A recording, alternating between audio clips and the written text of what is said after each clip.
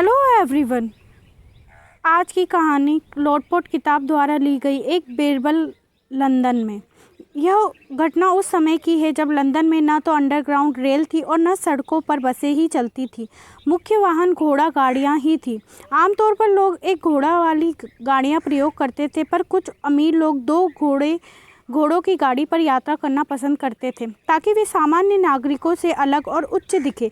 London की सड़कों पर दो घोड़े वाली गाड़ियों की संख्या धीरे धीरे बहुत बढ़ गई। तब शहर के मेयर ने सड़क पर भीड़ कम करने की दृष्टि से उन गाड़ियों के प्रचलन पर प्रतिबंध लगा दिया और उनका प्रयोग करने पर मुकदमा और दंड की घोषणा कर दी।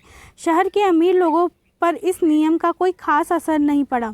वे अपनी शान कम करना नहीं चाहते थे और इस कारण पकड़े जाने पर जुर्माना भर देते थे। इस अपराध में एक भारतीय भी पकड़ा गया। न्यायाधीश के समक्ष प्रस्तुत होने पर उसने बयान दिया कि उसने राज्य का कोई नियम नहीं तोड़ा है। सरकारी वकील ने कचहरी में उससे प्रश्न किया, क्या यह सच नहीं है कि तुम दो घोड़ों वाली सवारी में घूम रहे थे? भारतीय ने उत्तर दिया, मैं जानता हूँ कि दो घोड़ों वाली गाड़ी में यात्रा करना अपराध है, किंतु मेरी गाड़ी में दो घोड़े नहीं थे। उनमें केवल एक घोड़ा था और दूसरी घोड़ी थी। नियम अनुसार दो घोड़ों वाली गाड़ी वर्जित है। नियम की भाषा को ध्यान में रखते हुए न्यायाधीश ने भारतीय को छोड़ दिया।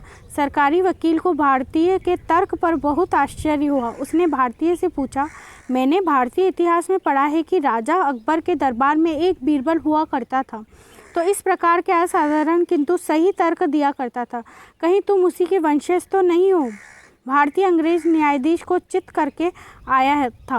वह प्रसन्नता की मुद्रा में था। उसने उत्तर दिया, आपने ठीक सोचा। असल में बीरबल दो भाई थे जो कुंभ के मेले में बिछड़ गए। एक भारत में ही रह गया और दूसरा घूमता फिरता इंग्लैंड चला आया और लंदन में बस गया। मैं लंदन में आकर बसे उसी बीरबल भाई का वंशज हूँ।